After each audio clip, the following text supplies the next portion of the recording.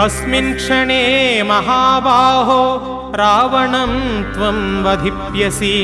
एवमुक्त्वां तथागस्त्यो जगाम च यथागतम्।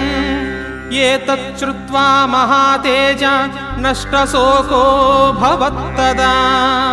धारयान्मास सुप्रीतो राघव प्रयातात्मनान्। आदित्यं प्रेक्ष्य जप्त्वा तु परं हर्षमवाप्तवान्। त्रिराचम्य शुचिर्भूत्वा धनुराधाय वीर्यवान्। रावणं प्रेक्ष्य हृष्ट्वात्मा युद्धाय समुपागमत्। सर्वयत्नेन महतावदे तस्य धृतोऽभवत्। अधरविरवधन्निरीक्ष्य रामं मुदितमनाः परमं प्रहुष्यमाणः।